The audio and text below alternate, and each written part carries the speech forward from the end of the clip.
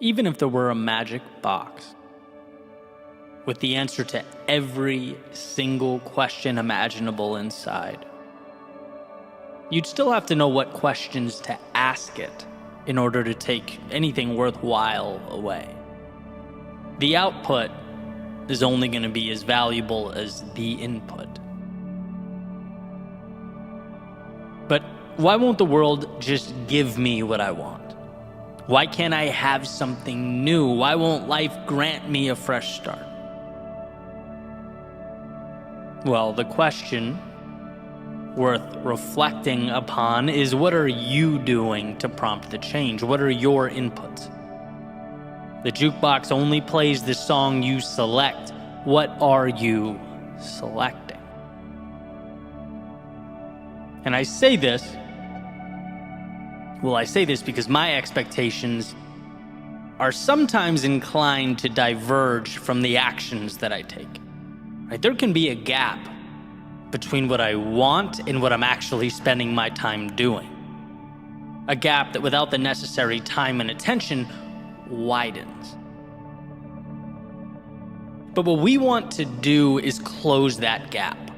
We want to take the ideal on one side and the real on the other and squeeze them as close together as possible. That requires, though, that you recognize and take control of your inputs. A friend of mine in the medical field and I were talking about weight loss not too long ago. And something he said that stuck with me, he says, yeah, weight loss can be complex. Yeah, there's certainly variability, but there's a simple underlying truth to all of it.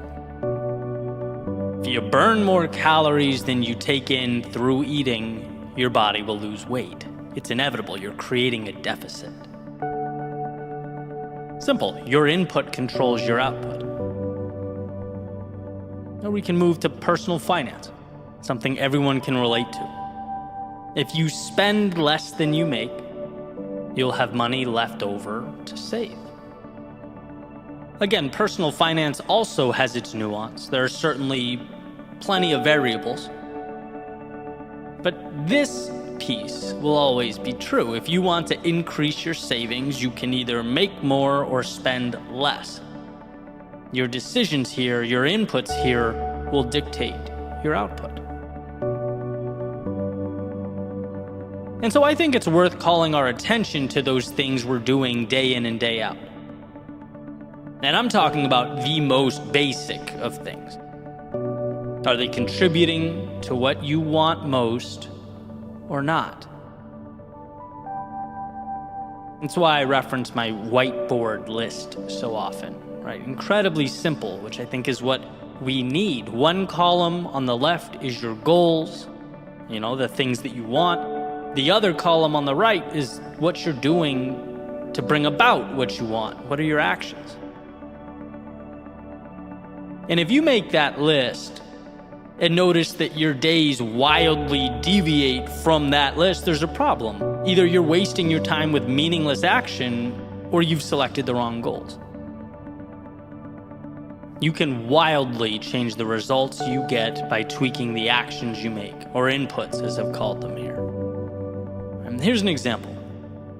This is an adversary I've been dancing around for a decade now. I have injury problems. I talk about it all the time. Left ankle, right knee, left elbow, right shoulder. I'm constantly working around these things until inevitably something happens and I have to take a step back and rest and rehab it, right? But what did I do? I saw a physical therapist. Definitely a valuable input, but not enough. I'm consistently working on my diet. Valuable input, but again, not enough. Hydration, right? Gallon of water a day. Valuable input, but not enough. I decided not too long ago to take yoga seriously, be obnoxiously serious about it.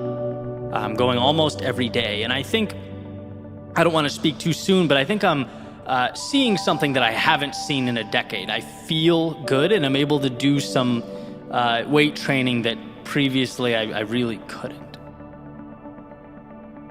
The output here is finally starting to look like I want it to look.